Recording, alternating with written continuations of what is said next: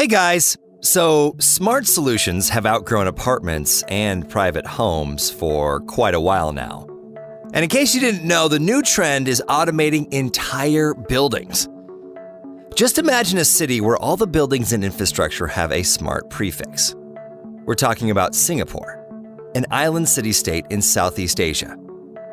Now, Singapore won its independence from Malaysia 55 years ago, and today is one of the smartest cities in the world.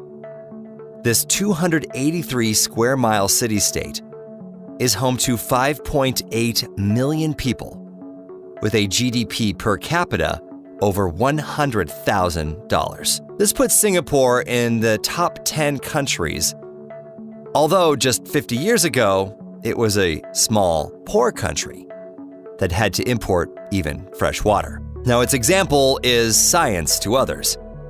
This poor country desperately needed money. Singapore doesn't have any raw resources to develop an industry. The climate and freshwater deficit aren't good for developing agriculture, so only foreign investment could save this small country. Fast forward to today, Singapore has several strategic national projects that make it really smart. The city became a ground for testing new technology. Now, several years ago, Singapore approved a program to develop a smart city.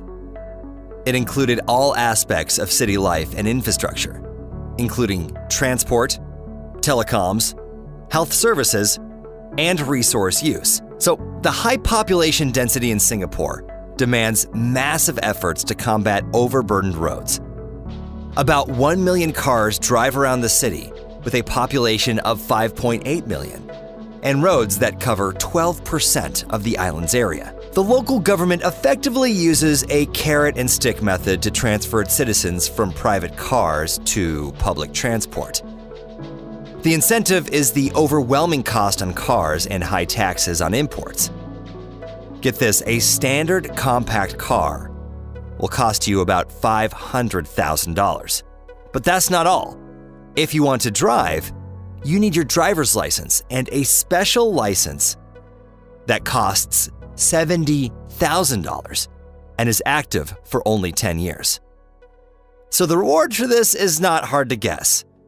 It's a super modern and super effective public transportation system. First, you have the city subway, the MRT, that encompasses the whole city and works on autopilot. Second, there are comfortable buses, with arrival times conveniently available on a mobile app. The app also tells you if there are free spots or not. All types of public transport have a contactless card payment, which saves every second possible. Singaporeans don't plan to stop there, though. Public self-driving cars are being tested in the city and will help decrease the fairly intense traffic. Now, with all this, they haven't forgotten about tourists either. There are a half-dozen tour bus routes, especially for them.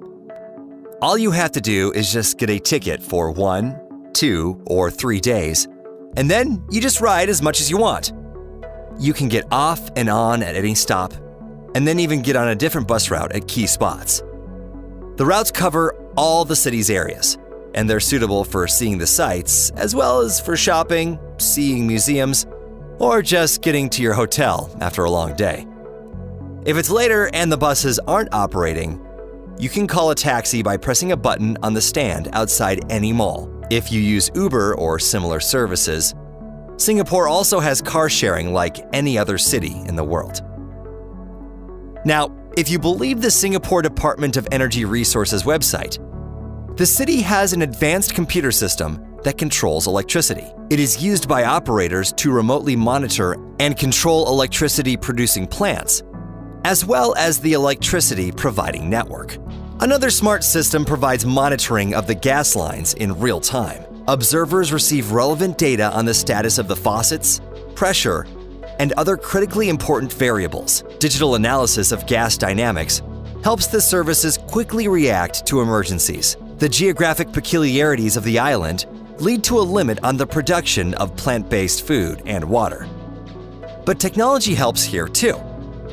Singapore has 4 factories that process standing water, called NEWater, which satisfies 30% of the total water demand of the city. They might get up to 55% in the next 10 years.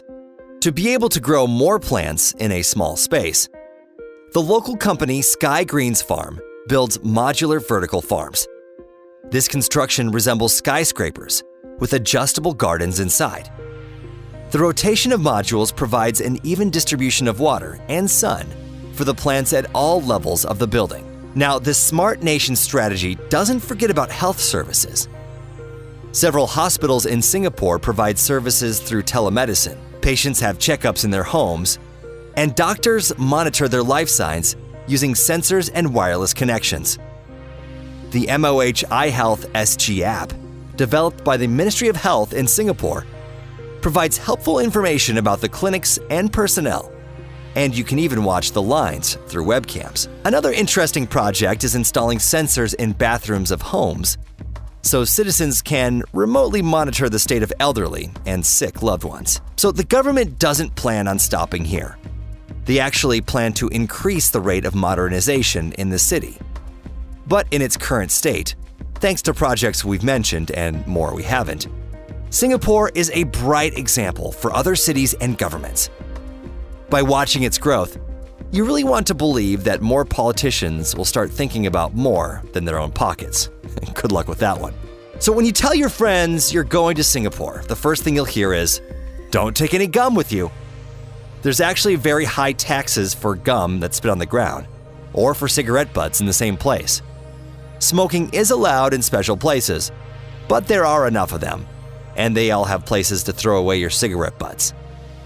Of course, you'll meet people that smoke and walk, but when they're finished, they should walk until they find the proper place to throw their trash away. Singapore is a clean country because people don't litter and others clean up.